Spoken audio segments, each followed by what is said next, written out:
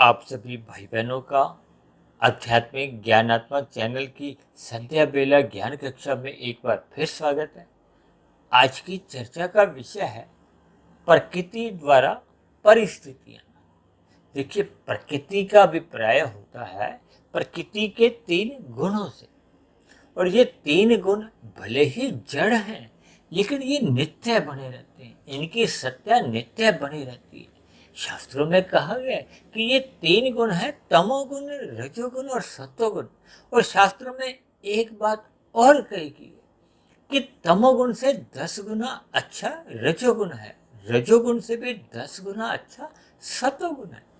सत्वगुण को ज्ञान से जोड़ा जाता है, प्रकाश से जोड़ा जाता है, और रजोगुण को क्रियाओं से जोड़ा जाता है।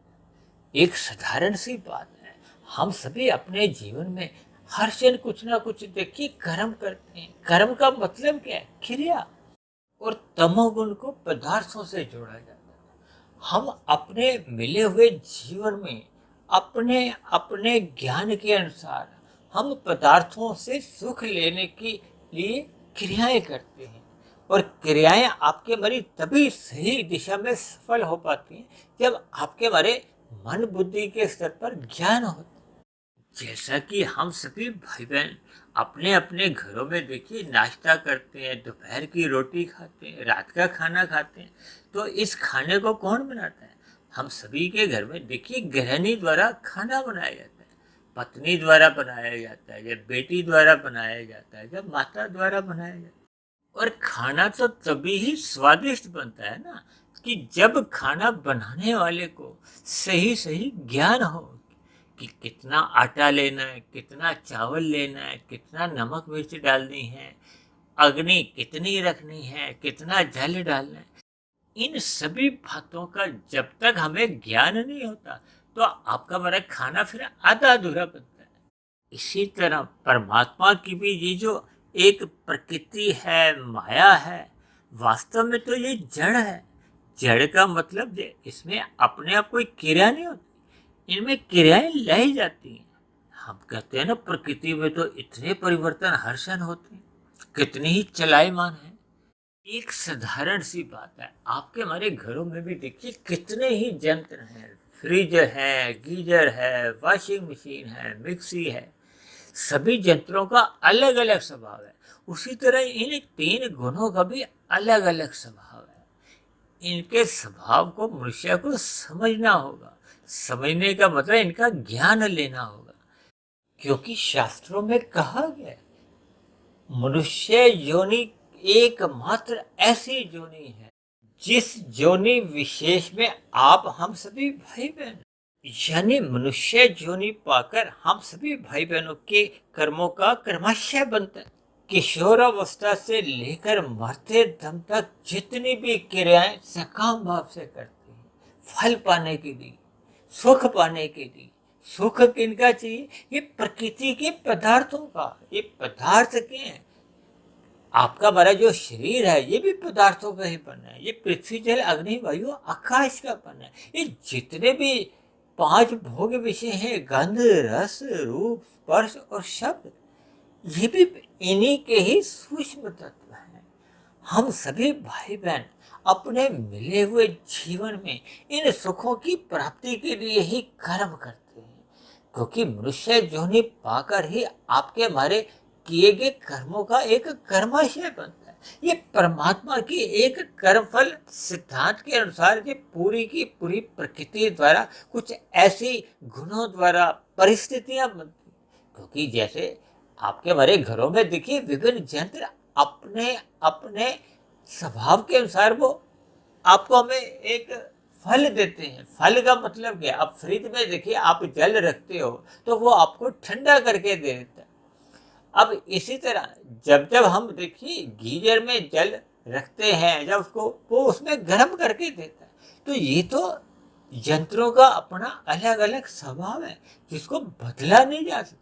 इसी तरह शास्त्रों में कहा गया कि इन 3 गुणों के स्वभाव को हमें समझना होगा। ये तीनों गुण एक कर्म में प्रतिदिन ही आते हैं। शाम को सूर्य डूबता है तो तमोगुण का आरंभ होता है, क्योंकि 24 घंटे के दिन रात आप और हम सभी भाई बहन इस बात से परिचित हैं। तो 3 गुण है तो तीनों गुणों के हिस्से में 8-8 घंटे आ जाते हैं, क्योंकि शास्त्रों में कहा गया तीनों गुण नित्य बने रहते हैं। अब नित्य बने रहते हैं तो इसका अभिप्राय क्या है कि एक गुण प्रधान होता है, दूसरा गुण गौण होता है, तीसरा गुण अति गौण रहता है। इस बात को आप एक उदाहरण से समझिए।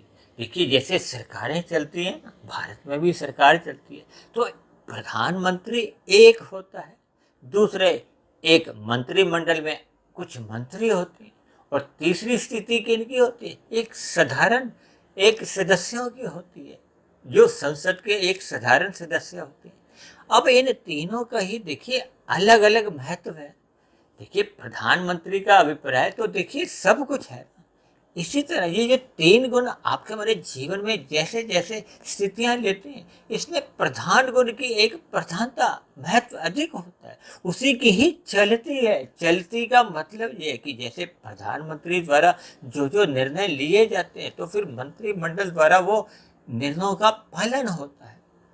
ठीक इसी तरह जब जब एक गुण आपके हमारे कारण शरीर में एक प्रधान रूप में होता है, वो आपका हमारा स्वभाव बन जाता है। स्वभाव के अनुसार ही आपके सूक्ष्म शरीर में, मन बुद्धि में विभिन्न प्रकार की जो एक फुरने उठते हैं या स्थितियां बनती हैं, और फिर स्थूल शरीर के स्तर पर गोलकों द्वारा, इंद्रियों द्वारा वो कर्म किए जाते हैं।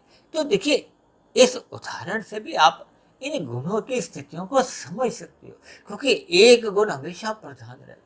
अब कहते हैं ना ब्रह्म मुहूर्त, ब्रह्म मुहूर्त का मतलब क्या है कि सतोगुण उस समय एक प्रधान स्थिति में होता है। यहाँ प्रधान का अभिप्राय आप शुद्ध स्थिति से भी ले सकते हो। देखिए, उदाहरण को हमें उतने अंश में ही ग्रहण करना होता है कि उस समय विशेष की जो बात हम कर रहे हैं ना, उस बात को समझने में आसानी हो। क्योंकि मनुष्य योनि कर्म योनि है, शेष अन्य योनि तो देखिए भोग योनि है। भोग योनि का अभिप्राय होता है कि जो हम मनुष्य योनि में कर्म कर चुके होते हैं, उन किए गए कर्मों का ही देखिए फल मिलता है, चाहे वो मनुष्य से नीचे की योनियां हो, चाहे मनुष्य से ऊपर की योनियां हो।